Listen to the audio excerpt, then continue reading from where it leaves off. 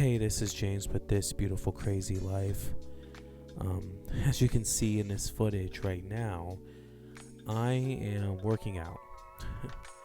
Getting ready to work out, about to work out. I'm about to push myself as hard as I can, you know. I think the title of this video is going to be Embracing My Limits, Burnout Culture, and Jesus. That sounds pretty good. Hope I remember it. My nose is so stuffy.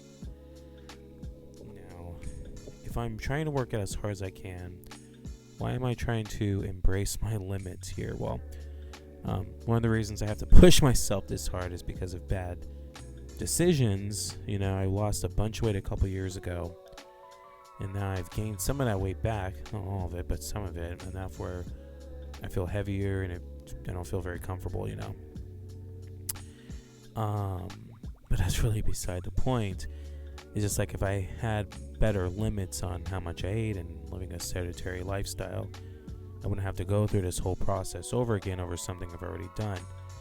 And I've sort of always struggled with my weight. It's always been up, down. There's times I've had a six-pack, not had one, had a gut, got rid of a gut. Been doing that for like the last 12 years. And it's super annoying, and I just wish I had better control on what I ate, I guess. That would be embracing a limit. And what this conversation about is embracing your limits and how to avoid burnout culture.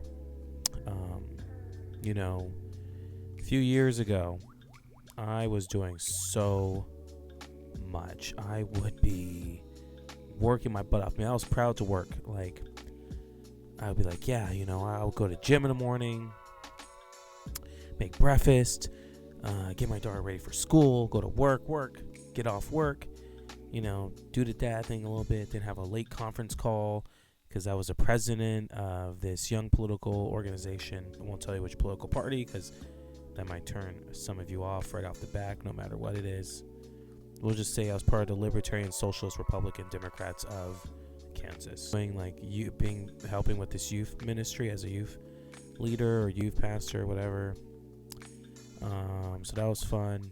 So I was busy, and I led a small group, and I was part of a small group. And then after that, I joined this young adults ministry as a leader on that, and did a bunch of other stuff as well while working. Of course, I had a full-time job.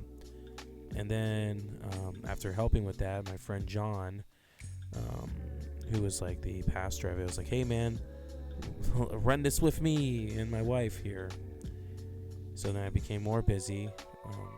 And then I also led a small group, which was still leading one. And I don't know, I was just always doing a bunch of stuff. You know, 2019, I realized how exhausted I was all the time. And I think it was adding to my anxiety and a lot of other things.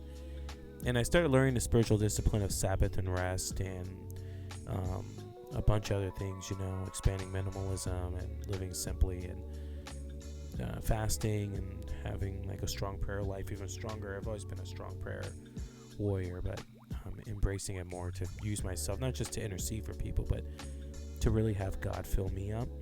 Now, maybe you're not a Christian. You're like, all right, I'm ready to turn this thing off.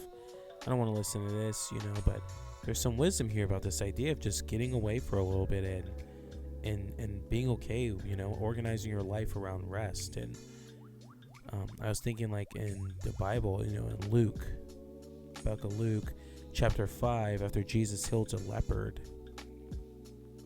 you know, and he tells the leopard, hey, don't tell anyone about me. You know, he knows the leopard's going to go and, you know, because the leopard, I mean, like the guy had leprosy, right? So this guy who had leprosy went around and he's going to tell everybody, because that's how that works. And as he's telling everyone, you know, everyone wants to get healed by Jesus now. Jesus is like helping the crowds out, but eventually he needs a rest. So what does he do? He goes away in the wilderness. He prays in the wilderness. He goes away and he prays. I don't know if it says wilderness in Luke, but you see Jesus retreat a lot. Why would the God of the universe need to retreat, you know? Jesus is leading a perfect example of a man who had a good balance in his life when it was time to work and it was time to rest. And he used his prayer to fill himself back up, I assume, you know, to reach out to the Father and get guidance and strength and all those things there. even when he's fasting and 40 days and 40 nights, it's interesting that Satan confronts him when he's away, fasting.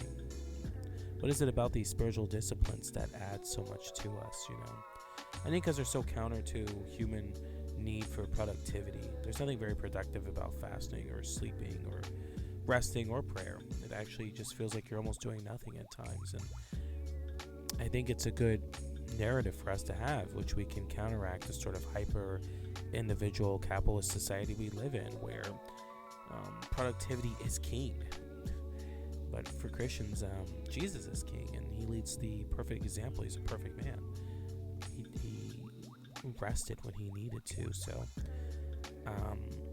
while there are times where you're going to have to work really hard and push yourself, there's nuance to all this. Like, I'm going to have to work a little harder to get this weight off again. During that time, I still have to rest. There's going to be a day where I don't work out, because then it could be unhealthy. So embrace your limits, guys. Don't fall into this culture of just never taking a break. It's not helpful. Embrace your limits.